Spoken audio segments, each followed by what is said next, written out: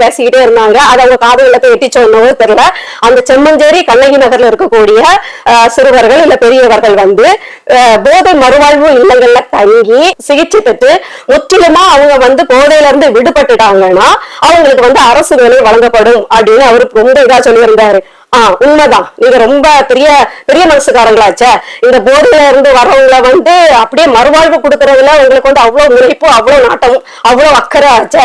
ஒண்ணு பண்ணுங்க, அரசு வேலையா கொடுங்க, உங்க வீடுகள்ல வேலைக்கு வச்சுக்கோங்க. இந்த போதையில இருந்து மீண்டு வந்துட்டாங்கன்னு சான்றிதழோட வருவாங்க இல்லையா, அவங்கள உங்க காருக்கு டிரைவரா போடுங்க, உங்க மக காருக்கு டிரைவரா போடுங்க, உங்க மருமகன் காருக்கு டிரைவரா போடுங்க, உங்க பேர பிள்ளைங்களை ஸ்கூல்ல கொண்டு வந்து விடுறதுக்கு வைங்க, உங்க வீட்டு தோட்டத்துக்கு வேலைக்கு வைங்க, உங்க பிஏவா வச்சுக்கோங்க. கொஞ்சம் படிச்சு பிஏவாவா கூட வச்சுக்கோங்க. உங்க நிர்வாகங்கள்ல உங்க வீடுகள்ல வச்சுக்கோங்க.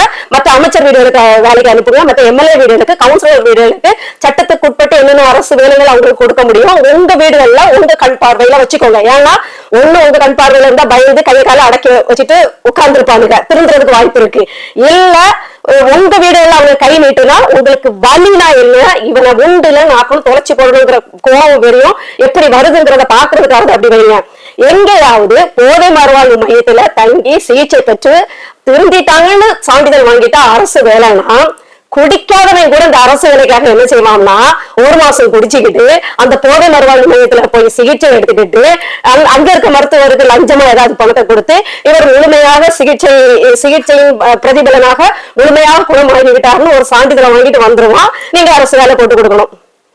என்ன இங்க நல்ல மனநிலை இருக்கவங்களுக்கு வேலை இல்ல, நல்ல மனநிலையோட, ஆரோக்கியமான மனநிலையோட, நல்ல பழக்க வழக்கங்களோட உயர் படிப்புகள் படிச்சுட்டு வேலைக்கு காத்துக்கிட்டு ஸ்விக்கிலையும் சொமோட்டாலையும் உட்கார்ந்துகிட்டு வேலை பார்த்துட்டு இருக்காங்க. சைக்கிள் பழுது பாக்குற கடையை வச்சுக்கிட்டு இல்லைன்னா சும்மா பெட்டி கடையை வச்சுட்டு உட்கார்ந்துட்டு இருக்காங்க.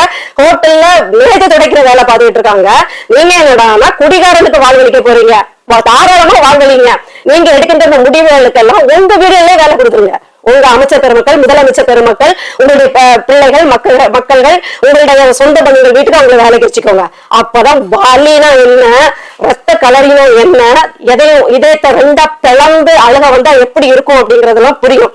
அவ்வளவு வேதனையா இருக்குது. நீங்க ஏதோ நல்லது பண்ண போறோங்கிற பெயர்ல முழுக்க சமூகத்தை கெடுக்கிற விஷயங்களையும் சமூகத்துக்கு பாதகமான விஷயங்களையும் செஞ்சுட்டு இருக்கீங்க. இன்னும் ஒண்ணு இதோட சேர்த்து சொல்லிடுறேன். பாத்தீங்கன்னா செங்கல்பட்டுல குழந்தைகள் நல குழுமத்துல நான் வந்து அந்த பதவியில இருக்கும்போது அதை ஒட்டிதான் சிறப்பு இல்லம் அப்படின்ட்டு சிறப்பு கூர்நோக்கு இல்லம்னு இருக்கும். அது எப்படின்னா இந்த 18 வயதுக்கு உட்பட்ட குழந்தைகள் வந்து தவறு செய்துட்டு வந்தாலும், அதாவது அது வந்து பாலியல் வன்கொடுமையில வந்தாலும், வன்கொடுமை புரிந்து வந்தாலும் சரிதான், கொலை புரிந்து வந்தாலும் சரிதான், திருட்டு காரியங்கள், பிக் பாக்கெட் இந்த மாதிரி குற்றங்கள் புரிந்து வந்தவங்களை